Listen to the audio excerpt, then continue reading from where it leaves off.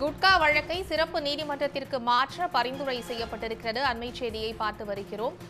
குட்கா வழக்கை சிறப்பு நீதிமன்றத்திற்கு மாற்றுவதற்காக பரிந்துரை செய்யப்பட்டுள்ளது. எம்பி எம்எல்ஏக்கள் மீதான வழக்குகளை விசாரிக்கும் சிறப்பு நீதிமன்றத்திற்கு குட்கா முறைகேடு வழக்கை மாற்ற பரிந்துரை செய்யப்பட்டுள்ளது. குட்கா முறைகேடு வழக்கை சிறப்பு நீதிமன்றத்திற்கு மாற்றுவது குறித்து உத்தரவு பிறப்பிக்க சிபிஐ நீதிமன்றத்துக்கு பரிந்துரை செய்யப்பட்டுள்ளது. முன்னாள் அமைச்சர்கள் C Vijayabaskar, P V Ramana மீது குற்றம் சாட்டப்பட்டுள்ளதால் கூடுதல் சிறப்பு நீதிமன்றம் இந்த நடவடிக்கையை மேற்கொண்டிருக்கிறது.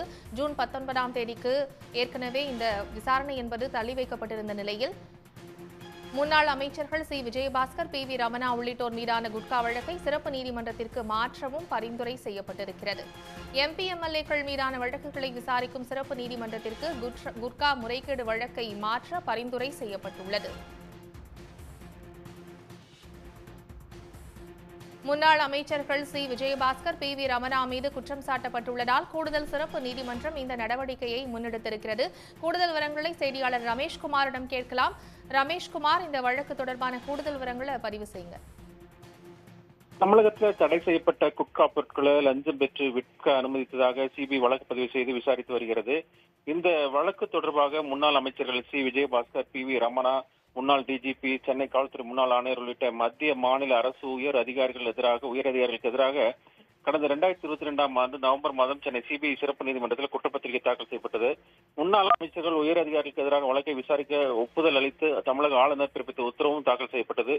கூடுதல் குற்றப்பத்திரிகையில முன்னாள் அமைச்சர் விஜயபாஸ்கர் 16வது நபராக குற்றம் சாட்டப்பட்டுள்ளதாகவும், வழக்கு விசாரணை நடத்த ஒப்புதல் அளித்து பிறப்பித்த உத்தரவில் 17வது நபராக குறிப்பிட்டுள்ளதாக குறித்து விளக்கம் அளிக்க சிபிஐ புலன் விசாரணைக்கு அதிகாரிக்கு உத்தரவிட்டிருந்தது.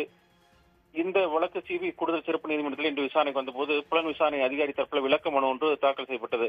அதுல விஜயபாஸ்கர் 16வது நபராக குற்றம் சாட்டப்பட்டார் என்றும், ஒப்புதல் உத்தரவில் 17 என்பது வரிசை எண் எனவும், கூடுதல் குற்றப்பத்திரிகையில எந்த குறைபாடும் இல்லை எனவும் தெரிவிக்கப்பட்டது. இந்த விளக்க மனுவை ஏற்றுக்கொண்ட நீதிபதி வழக்குல முன்னாள் அமைச்சர்கள் பி வி ரமணா மற்றும் விஜயபாஸ்கர் உள்ளிட்டோர் மீது குற்றப்பத்திரிகை சாட்டப்பட்டதால் இந்த வழக்கை எம்பி எம்எல்ஏக்களுக்கு எதிரான வழக்குகளை விசாரிக்கக்கூடிய சிறப்பு நீதிமன்றத்துக்கு மாற்றுவது தொடர்பான உரிய உத்தரவுகளை பிறப்பிக்க சிபிஐ வழக்குகளை விசாரிக்கக்கூடிய முதன்மை சிறப்பு நீதிமன்ற நீதிபதி கடிதம் அனுப்பி பரிந்துரைத்து விசாரணையை ஜூன் 19ஆம் தேதிக்கு ஒத்திவைத்து உத்தரவிட்டிருக்கிறார்.